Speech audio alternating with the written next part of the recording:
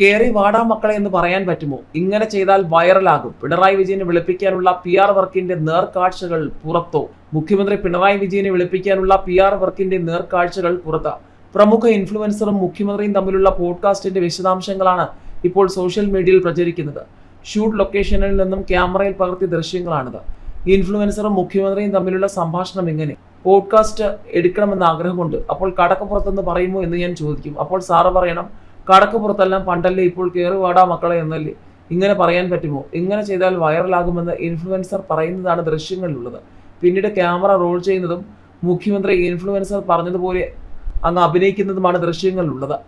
പുലിമടയിൽ കൊണ്ടുപോയി തല വയ്ക്കരുത്, മുഖ്യമന്ത്രി പിണറായി വിജയനോട് സലിം കുമാർ. പുലിമടയിൽ കൊണ്ടുപോയി തല വയ്ക്കരുതെന്ന സലിം കുമാറിന്റെ ഉപദേശം മുഖ്യമന്ത്രി പിണറായി വിജയൻ. സംവാദത്തിന് മുഖ്യമന്ത്രി പിണറായി വിജയൻ പ്രതിപക്ഷ നേതാവിനെ വെല്ലുവിളിച്ചതിനെ കുറിച്ച് പ്രതികരിക്കുകയായിരുന്നു അദ്ദേഹം. പണ്ട് തോമസ് ഐസക് ലോട്ടറി വിവാദത്തിൽ സതീശനെ വെല്ലുവിളിച്ചു. സതീശൻ അദ്ദേഹത്തെ മൂക്കുകൊണ്ട് ധൃതരാഷ്ട്രർ എന്നെഴുതിച്ചു. ഇത്തവണ മുഖ്യമന്ത്രിയെ മൂക്കുകൊണ്ട് ഹൃതിക് റോഷൻ വരപ്പിക്കുമെന്നും സലിംകുമാർ പരിഹസിച്ചു. കളമശ്ശേരി നഗരസഭയിൽ UDF സ്ഥാനാർത്ഥി വി അബ്ദുൽ ഗഫൂറിന്റെ പ്രചാരണ പരിപാടിയിൽ സംസാരിക്കുകയായിരുന്നു സലിംകുമാർ.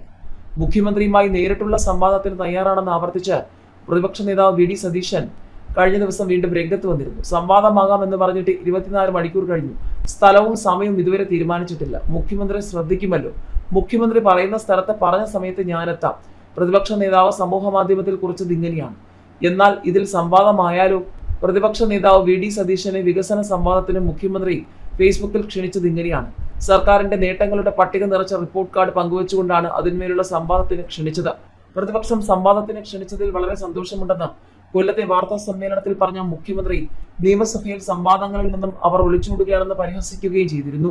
മുഖ്യമന്ത്രി പറയുന്ന സ്ഥലത്ത് പറഞ്ഞ സമയത്ത് ഞാനെത്തും. ഫേസ്ബുക്കിൽ തന്നെ കയ്യോടി സതീശന് മറുപടി നൽകി. ബാക്കി ജനം തീരുമാനിക്കട്ടെ എന്ന് പറഞ്ഞ സതീശൻ സംവാദത്തിന് തയ്യാറാണെന്ന് പൂർണ്ണാർത്ഥത്തിലാണ് മുഖ്യമന്ത്രി പറഞ്ഞതെന്ന സംശയവും പ്രകടിപ്പിച്ചിരുന്നു. എന്നാൽ തിരുവനന്തപുരത്ത് നടത്തിയ വാർത്താ സമ്മേളനത്തിൽ സമൂഹ മാധ്യമത്തിലെ സംവാദത്തിനാണ് പ്രതിപക്ഷ നേതാവിനെ ക്ഷണിച്ചതെന്നും അത് പറ്റില്ലെന്ന് അദ്ദേഹം പറഞ്ഞിട്ടില്ലെന്നും അത് തുടരട്ടെ എന്നുമാണ് മുഖ്യമന്ത്രി പറഞ്ഞത്. പിന്നാലെയാണ് നേരിട്ടുള്ള സംവാദത്തിന് പ്രതിപക്ഷ നേതാവ് മുഖ്യമന്ത്രിയെ വീണ്ടും ക്ഷണിച്ചത്.